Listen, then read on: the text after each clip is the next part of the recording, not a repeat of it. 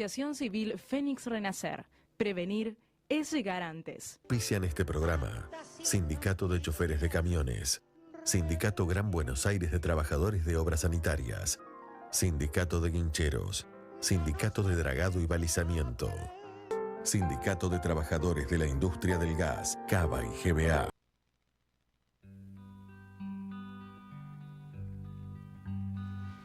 Buenos días, una nueva emisión de Nosotros los Argentinos, el programa de la Asociación Civil Fénix Renacer. Buen día, Day. Y nuevamente, ¿este año no estuviste, Analia? No, Bueno. Empezó recién. Claro, mayo. Para mí ya pasó un montón. Analia Barberio, Asociación Cruzar, que tiene por misión acompañar, lo voy a leer literal antes de presentar a tu bella hija. Acompañar y visibilizar a los estudiantes que atraviesan una enfermedad crónica en sus familias. Gina Lavalle, coautora del libro El viaje del zorro de Leonardo Lavalle. Y Analia Barberio, que ya la presenté, autora y cofundadora de la Asociación Civil Cruzar. Mira vos, nunca había reparado que eras la coautora, Gina. Sí, los tres somos coautores. ¿Los tres con? Mamá y mi hermano. Mira, vos sabés que no había reparado en eso, porque hablamos tanto de otros temas. Bueno, ¿cómo estás, Gina? Ya estás yendo por los medios, ¿no? Bien, sí, estoy pasando por algunos medios. ¿Y cómo te está yendo? Bien, yo creo, nos está yendo muy bien. Uh-huh. Sí, nos está yendo bien. Es una nueva exposición, me gusta, pero nada, es un nuevo mundo. Y digamos, ¿te sentís cómoda contando tu historia? Porque una cosa es conocer la historia desde mamá, como pareja, como mujer de Leonardo, y otra es conocer la historia como hija. Sí, a mí me gusta mucho contarla. Contala. ¿Ahora? Sí, ahora. Vamos para que seamos concretos. Mi papá, Leonardo Lavalle, hizo el viaje del zorro. Él lo diagnosticaron cuando yo tenía 6 años. Perdón, y tenés 19 para la 19 audiencia. Contexto. Lo diagnosticaron cuando yo tenía 6 años y falleció cuando yo tenía 15. Le habían dicho que a lo mejor tanto tiempo no iba a tener de vida y superó el pronóstico. Y vivimos muchos años en casa con una dinámica familiar a lo mejor muy distinta a la que hay en otras casas, porque teníamos que adaptarnos a esto que estaba pasando. Pero la verdad es que vivimos muy bien. Fueron unos casi 9 años. Fueron 9 años muy buenos en la medida de lo posible. Así que, nada. Yo supongo que mi vida no fue rara para mí, pero a lo mejor si la comparo con la de mis amigos o mi entorno, bastante distinta. Claro, una cosa es ser rara y otra es ser distinta. Sí. Uh-huh. ¿En qué crees que fue distinto y cómo era la dinámica familiar cuando estaba papá? Me parece que lo distinto estaba en que a lo mejor los papás de mis amigos no estaban, no los operaban de la cabeza como yo me lo acuerdo. No los operaban de la cabeza, no tenían que esperar resonancias o esperar algún estudio. En casa, como pasaba esta situación, teníamos que estar pendientes a eso. Y a veces lo importante no era solamente si había una intervención quirúrgica, sino que estábamos esperando una resonancia y había que ver qué decía ese resultado. Y la situación en casa cambiaba, se estaba un poco más tenso. Y a lo mejor en las casas de mis amigos eso nada que ver, por suerte.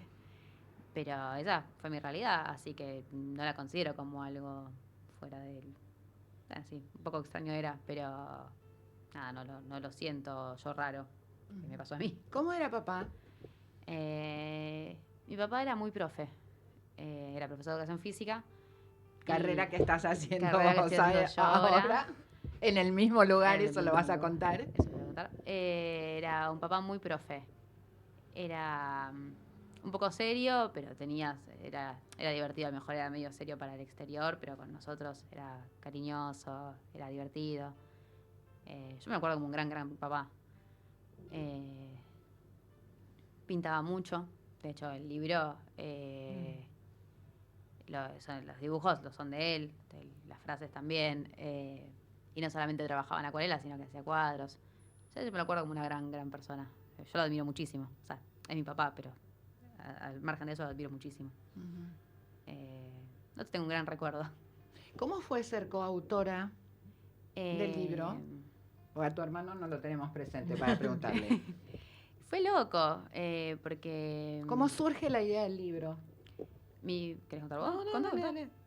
Dejamos hablar unos segundos. Sí, Dale. un poco, bueno, Leo empezó a dibujarlo a partir de que falleció su mejor amigo y empezó a dibujar el zorro del Principito, el famoso cuento del Principito, cuando un poco la idea era que había pasado con el zorro cuando se queda solo.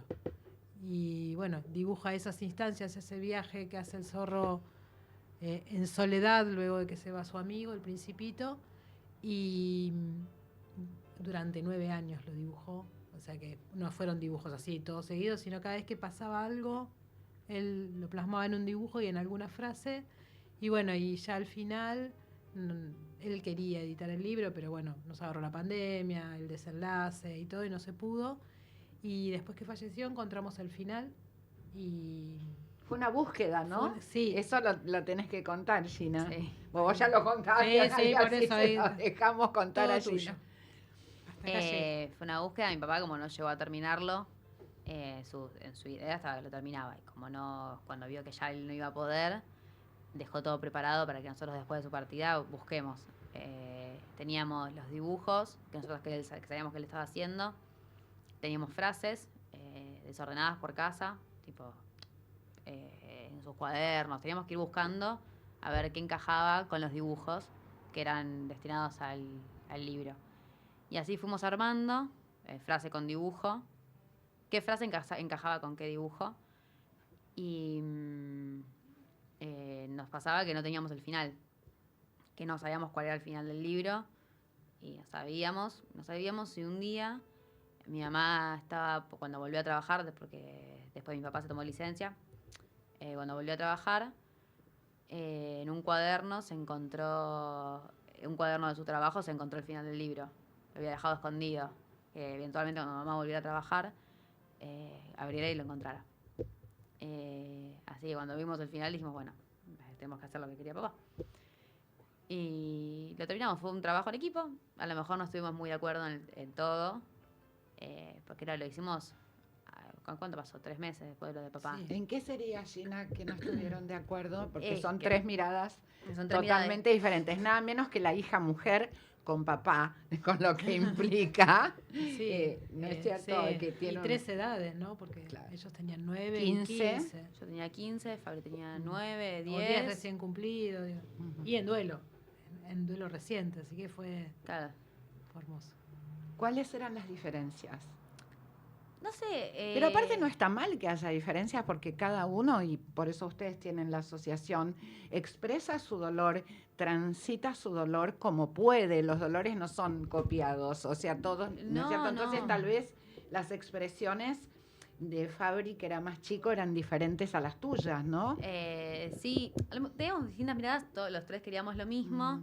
Y que después nos terminábamos poniendo de acuerdo, pero a lo mejor esta frase para mí iba con este dibujo y después estaba con este y así, eran pequeñas cosas que después llegábamos a la misma conclusión, tipo, ¿qué hubiese querido? ¿Cómo lo hubiese armado papá? Entonces, Diferentes interpretaciones. diferentes interpretaciones, Sí. pero desde muy del lugar de uno, y la verdad es que el libro lo estaba haciendo mi papá, entonces teníamos que pensar como él, a medio tipo, ponerse sus zapatillas de profe y armarlo desde ahí. Entonces cuando logramos hacer el clic con eso, nos quedó el libro que quedó. Que cuando lo editábamos todo, una persona de súper confianza de papá la llamó a mamá y le dijo, encontraron el final. Y después cuando ya lo habíamos editado, le dijo que el libro estaba tipo como él lo hubiese querido, como lo quería armar. Así que la verdad es que teníamos puntos de vista distintos, porque somos personas distintas, pero... Y vos sos la hija mujer. Yo soy la hija Y mujer. estudiás lo mismo que papá. Entonces digo, por las hijas mujeres con los papás tenemos, ya lo vas a seguir aprendiendo con los años porque tu papá está vivo en todos los momentos de tu vida, lo que significa un papá. Y la mamá con el hijo varón. Mira la cara de... No, yo no. Y sí es... Acá la psicóloga sos vos, no te no, vamos a no, pero contar desde el eso. punto de vista de la Sí. psicología es así. Sí. Será así por los siglos de los siglos. Y Gina, así no se hubiesen puesto de acuerdo. Qué extraordinario, porque el desacuerdo estaba en el sentir, no estaba en otro tipo de desacuerdos. Vos creías que una imagen iba porque tu percepción de conocer a Leonardo tal vez era diferente a la percepción de mamá Claro. y a la de Fabricio. ¿Y qué hubiera pasado? Esto va para las dos porque nunca te lo pregunté. Si no hubiera aparecido el final del libro, ¿qué hubiesen hecho? Oh, Nunca lo pregunté. ¿Qué hubiésemos hecho? No sé. era una sensación extraña, porque sabíamos de su deseo de hacer el libro y nos había quedado como bueno y no lo pudo terminar. Ajá. En algún momento, pero pasa que el final apareció mes y medio después de que falleció, entonces fue que estábamos muy en carne viva todavía. En algún momento pensábamos dibujar un final entre los tres, pero yo lo pensaba, no sé si ellos lo pensaban. Yo porque creo que sí, ahí yo no sé si. Me parece que yo no quería hacer eso. Creo que yo en ese momento hubiese puesto un dibujo de los que teníamos como el final. El que para mí concordaba más con el final lo hubiese puesto. Pero, como te digo, son distintas perspectivas. Pero por suerte encontramos el final. O sea, entendimos lo que teníamos que hacer. Pero digo, sería bueno pensar porque el final hubiese sido abierto de acuerdo al sentir ahí hubiera sido más Hubieran difícil el habido acuerdo. tres finales. ¿Por Seguramente. qué no? Sí, seguramente, porque ahí no hubiera habido tan fácil acuerdo. No, iba a ser tipo un elige tu propia aventura. No. ¿Por qué crees que no hubiese habido acuerdo, Analia? Por esto de que eran momentos distintos para cada uno, ¿no? Había al principio, por ahí en los chicos había como un respeto de lo que era de Leo tal cual y mantener fielmente lo que él hubiera querido y no sabíamos cómo él se imaginaba ese final. Entonces era muy difícil ponerles palabras en boca de Leo en ese momento. Hoy por ahí tendríamos más cintura, pero era muy reciente. Entonces era lo que cada uno... Por eso Gina por ahí planteaba un dibujo y sin palabras. Sí, hubiese sido acertado, ¿no? Las imágenes valen más que 1000 palabras muchas veces. Sí, no sé si hubiese acertado. Hubiese sido acertado de mi postura. A lo mejor mi mamá pensaba algo distinto. Pero por suerte encontramos el final y nos dio tema en la mesa para hablar. Apenas falleció papá, comíamos los tres y era rarísimo, faltaba alguien. Y el tema de empezar a hacer el libro, ahora las comidas se habían convertido en, bueno, ¿qué hacemos con el viaje al zorro? Así que, nada, por suerte hubo acuerdo. Sí, sobre todo analizar las frases que fuimos encontrando, ¿no? Porque cada frase tenía su potencia y bueno, nos encontrábamos cenando pensando qué quiso decir cuando dijo destino y sentido es lo mismo, la vida los cruza. Entonces, bueno, era un diálogo que se podía dar, Fabri con lo que podía aportar desde sus 10, porque era muy chiquito en ese momento. Igual aportaba más que todas las otras dos. Sí. Y bueno, Gina desde su adolescencia, digo, eso estuvo, fue bien rico. ¿Por qué decís que aportaba más que ustedes dos? Porque no hablaba mucho, estaba como en un silencio después de lo que pasó, pero cuando hablaba decía cosas muy, muy contundentes, ¿no? Era de pocas palabras, pero Más concreto. Muy Fabri es concreto, muy asertivo, es ¿no? muy asertivo, no te habla, y de repente te tira una que te quedas. Uy, es muy asertivo en lo que dice. O sea, no habla de más. Dice lo que piensa, es justo, y se termina ahí. ¿Siempre quisiste ser profe? No siempre tu quise ser papá. profe. No, me pasó que en el secundario, como tenía orientación deportiva... También iba a ver. Sí. Como el secundario tenía orientación deportiva, yo hacía esa, estaba orientado para que vos después entres al profesorado. Entonces empecé a conocer las materias y quedé fascinada. Me parecía recontra divertido dar clase. Y a mí siempre me gustó medio ser medio profe, porque mi papá era profesor. Entonces estaba acostumbrada. Y después cuando terminé el secundario dije, bueno, está bien, sí, quiero estudiar profesorado. No, había querido ser directora de cine, quise ser abogada, pero era chica.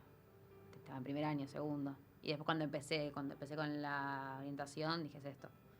Y a mí me encanta lo que estudio. Esto es para mí. Esto es para mí. Yo creo que soy buena. ¿Vos estudiaste algo? Yo soy analista de sistemas. Cierto, sí, yo eso soy. nunca me queda grabado en el cerebro que sos analista. Sí. ¿Y vos cómo estás, Analia, a medida que pasa el tiempo? ¿Cómo te sentís? Bien, yo creo que hemos podido reconstruirnos, no es poca cosa. Estamos como encontrando otra dinámica. Es como una construcción por capas, ¿no? Es a partir de lo que fuimos, pero bueno, ya con una identidad más propia. Y está bueno también esta etapa. Es otra etapa, ¿no? Igual Leo sigue estando muy presente entre nosotros. Digamos, no es que se fue, digamos, dejó de todo como para seguir estando.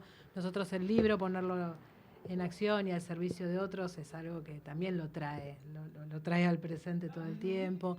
La ONG es algo que está como pensada desde sus criterios, o sea que eso está bueno y encontré por dónde, digamos, ¿no? Resignificar la historia con cosas concretas de servicio, de tratar de hacerle bien a otro es el motor por este momento de mi vida.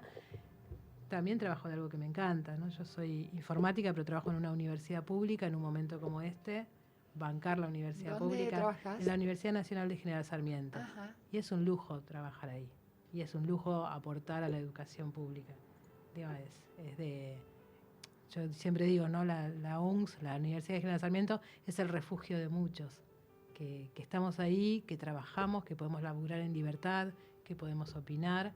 Y que además la universidad no es solo dar clases. La universidad hace un montón de otras cosas por el entorno, por el desarrollo local, da oportunidades. Entonces, a mí me toca estar en sistemas, en informática, en tecnología, que es como una función invisible. Pero si un alumno de un chico se acerca a la universidad y se puede inscribir sin problema, y la universidad le abre la puerta y los acompaña, gracias a los sistemas que nosotros hacemos, está perfecto. Porque es lo que queremos, ¿no? Es la posibilidad de ascenso social, de cambio. Es un montón de cosas lo que pasa en una universidad. A veces se cree que la universidad solo es dar clases. Y la universidad tiene una biblioteca, tiene investigación, tiene acción social. Entonces, yo también ahí me siento en servicio. Por supuesto que cobro mi sueldo y trabajo, es trabajo, ¿no? No es como en la ONG, que es otra cosa.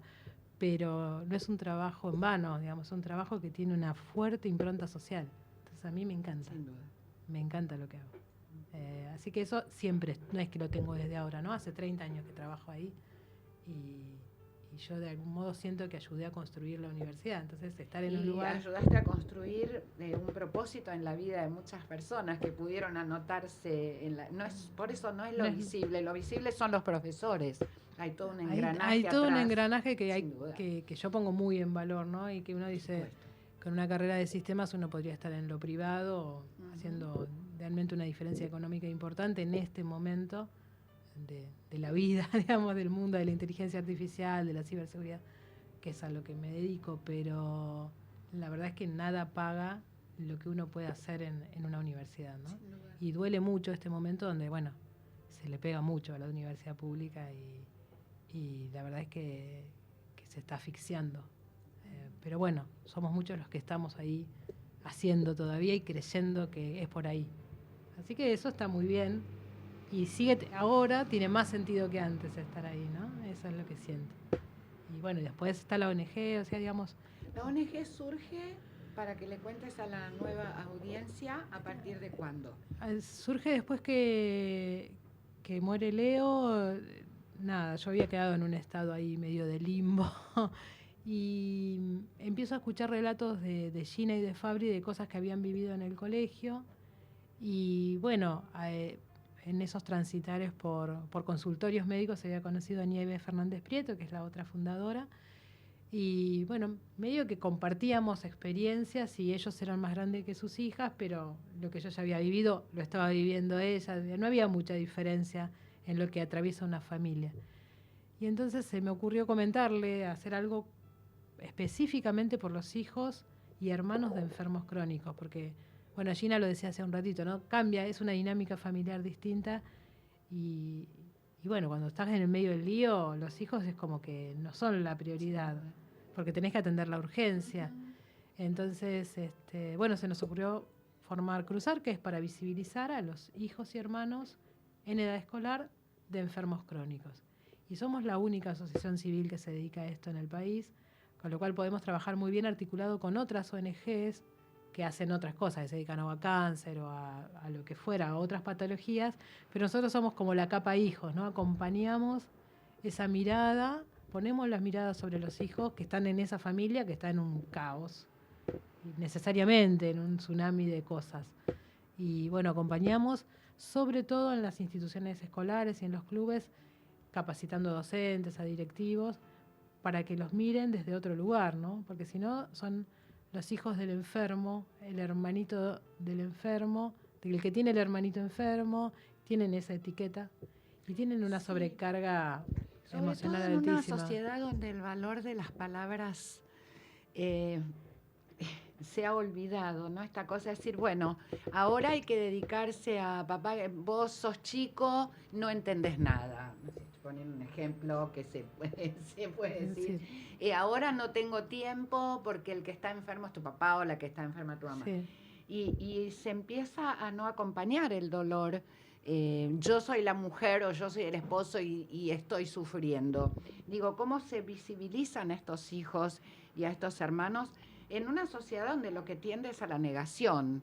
Si no hablo de esto, esto no pasa, aquí no ha pasado nada, o sos chica para sufrir, como si hubiese una edad. Como si uno los pudiera proteger de lo que va a pasar. Y bueno, Para después vas a responder vos. sí, en las escuelas, que son nuestros grandes aliados, ¿no? Porque si las escuelas pueden acompañar bien a nuestros hijos cuando están transitando eso, aquí hay más tranquilidad para un padre que está enfermo, saber que sus hijos están cuidados y contenidos en la escuela. Lo que nos sucede a veces es que la escuela cree que es un problema que hoy no tiene, porque no está visibilizado, entonces no hay que hacer nada con eso. O que el gabinete psicopedagógico, que tiene otras funciones, está para. Me pasa a mí, discúlpame, Analia, cuando ofrezco charlas sobre conductas adictivas, me dicen, ¿para qué si se toca el tema, por ahí se drogan? Entonces vos decís, no, por favor, que estoy escuchando. Sí, a nosotros nos pasa que nos dicen, bueno, y si hablamos de enfermedad, por ahí se asustan. Pero la enfermedad va a tocar alguna puerta, si son 30 chicos, y aparte las estadísticas los dicen, Y ¿no? aunque no toque, podrían estar preparados igual. Podrían estar, pero ahí está una resistencia fuerte. Nosotros hicimos una encuesta, estamos haciendo una encuesta, ya tenemos 80 respuestas de personas que están atravesando esta situación, y a mí de las cosas que preguntamos, lo que más me impacta es que cuando decimos si el colegio acompañó bien el transitar de la enfermedad del adulto, el colegio de sus hijos o de sus hermanos, el 60% dice que no, pero hay un 14% que dice que no lo sabe. Sin duda. Entonces, ese 14 a mí me duele más que el 60, porque hay una mirada que no está. Entonces, es muy necesario hablar de esto. De eso no se habla. Y da miedo hablar, ¿no? De enfermedad y de posibilidad de muerte, ni hablar. Pero bueno, nosotros ya sabemos que vamos con un mensaje difícil y entramos de distintas maneras, ¿no? Los bibliotecarios son nuestros grandes aliados. Las bibliotecas hoy se están repensando, ¿no? Porque, bueno, el acercamiento al libro también es difícil en estas épocas. Y entonces ahí encontramos un lugar donde se pueden hacer acciones que obviamente impactan en la cursada, pero por las bibliotecas. Es una buena manera, una estrategia que hemos encontrado. También hacemos talleres de educación emocional con todo el curso o grupo del club.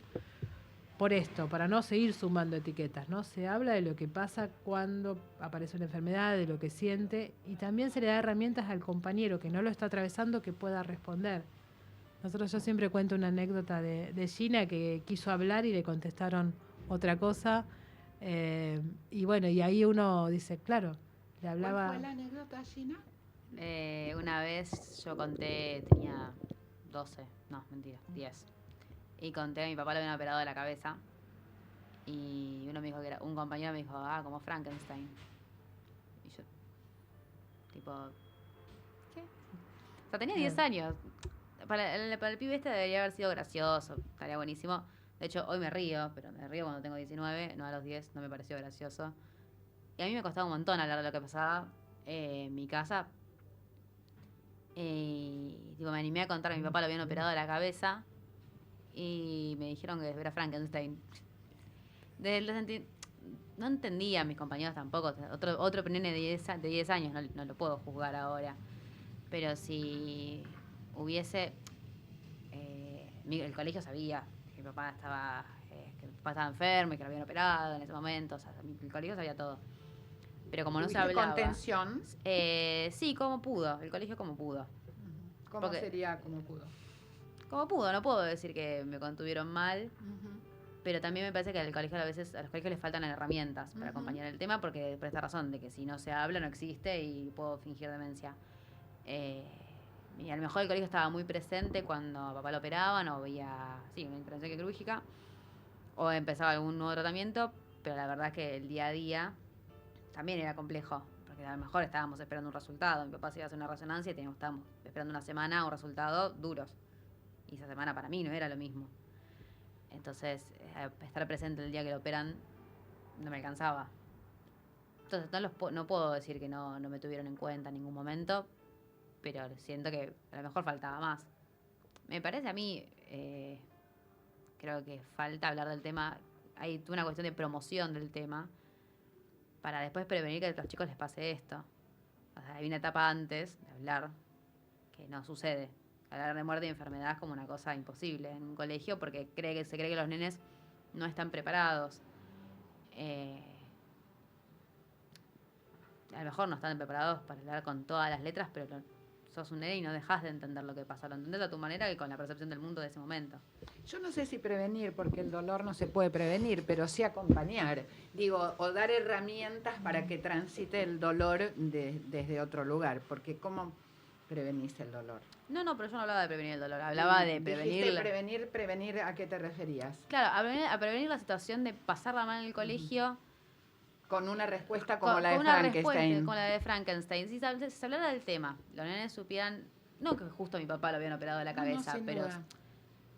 Promover desde el respeto y el acompañamiento. A lo mejor, si se trabajara, uno lo tiene más normalizado de que en la casa de otro pibe puede pasar algo así. Sí. Y un chiste decirle a tu papá es Frankenstein, ¿Y lo te podíamos acordás que le evitar. contestaste? No me acuerdo. Ah. Me acuerdo de esa situación. Me acuerdo hasta donde me lo dijo en la sala de informática. O sea, me acuerdo perfecto. Pero no me acuerdo que le contesté. Creo que me parece que no le di bola. Es que a veces surge así como una reacción violenta porque no saben qué contestar, ¿no? La semana pasada una mamá nos contaba que al nene le dijeron pelado como tu mamá que se va a morir porque está pelada. Ay, entonces, ¿cómo remontás eso? qué crueldad. Bueno, pero esto es lo que se vive en las casas, Analía. Si no sí. vamos a poner sobre la mesa... Sí. Los chicos, reaccionan en función de lo que se vive en esa casa. Sí. La crueldad, la intencionalidad de herirla, porque no podemos decir que es como en la época nuestra, que no es la época de Gina, que uno no sabía qué decía.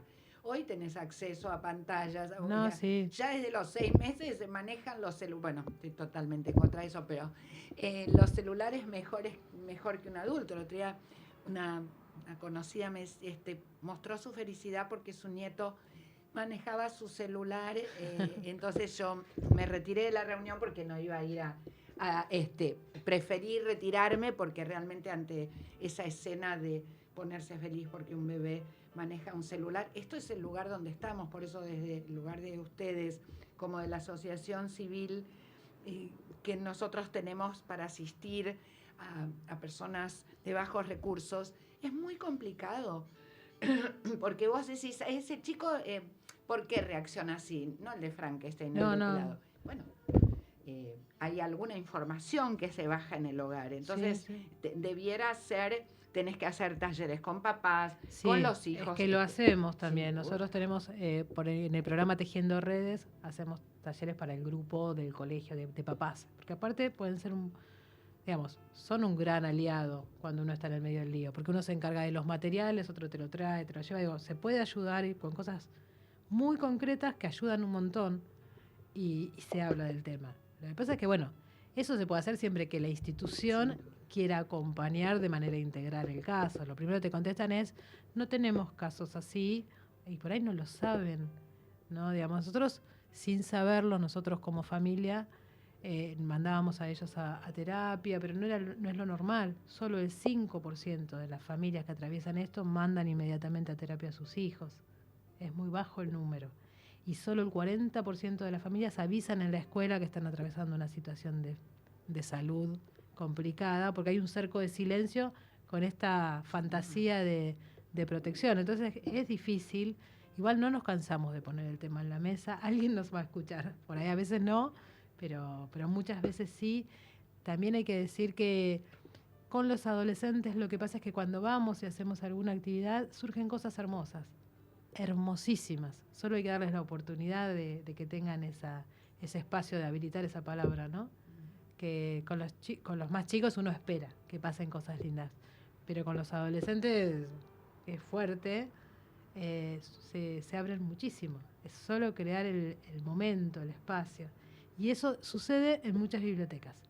La escucha sin juzgar o sin tratar al otro como una víctima, ¿no? Porque lo pones en un lugar horrible cuando ya al victimizarlo no le das la posibilidad de expresarse, ¿no? Total. Pobrecito. Y ya con eso pareciera que todo está Na, sí. Vamos a escuchar a Mozart un ratito antes de continuar luego de la tanda. Gracias, Dai.